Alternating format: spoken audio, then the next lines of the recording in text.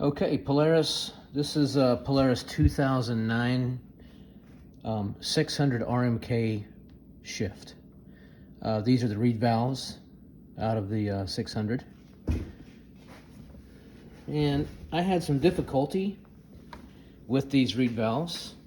Not necessarily getting them out, but once I got the reed valves into this position and I decided to take them apart, I wanted to change them.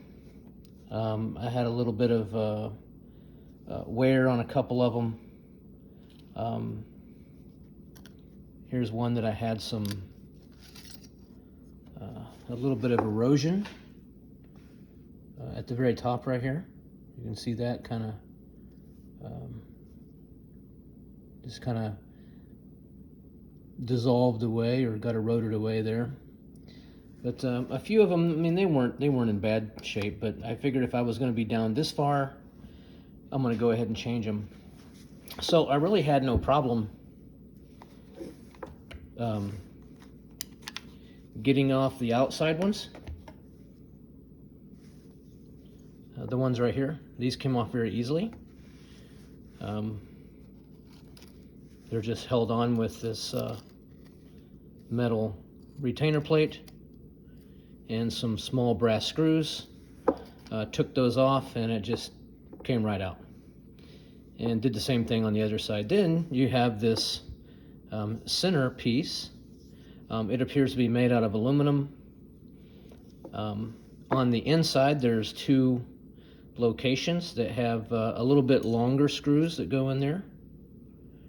I pulled those out, and I thought that this thing would just, you know, kind of wiggle right out or come out, and boy, oh boy, it was in there really tight, and I couldn't pop it out. I couldn't get these inner valves out of there, and I tried going in here a little bit with a scribe and just trying to get underneath of it, or finding something long and thin to get in the bolt hole and push in a little bit. But I didn't want to break anything, and I was just worried about breaking the whole thing.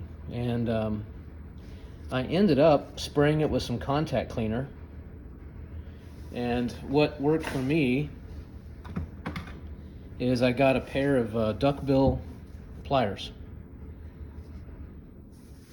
And I was able to reach in and grab a hold of this aluminum piece, and I just kept kind of working it back and forth, a little bit on this end, a little bit on that end, back and forth, and then eventually it finally loosened up for me, and it came out. So here it is when it comes out.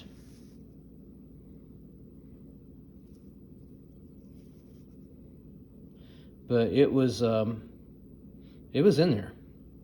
Now I did notice that on the bottom of this thing here, there's these little nipples. There's 4 of them. And then of course when you remove the reed out, there's also 4 holes as well. So when you go back in with this thing, you're going to have to be cautious and make sure that those holes get lined back up when you put your new reeds in. Now what I did is I got them all set in here, and then I ended up grabbing real gently on this reed, and with this back in, I kind of pull up a little bit to make sure, in fact, that those little nipples are engaging the holes in the reed valve. So that's kind of where I got stuck, and I hope this video will help somebody else out there in a similar situation. Trying not to break anything, because you know, if you have to buy this whole new piece, they're not cheap. And when you go back on with this, make sure that you are putting it back. This has got a P molded into it for PTO, and this has an M for the mag side, so just make sure you're going back in. And I really don't think you can screw it up. Maybe you could if you really tried, but it's also got this tab over here. I think it's only going to go on one way, but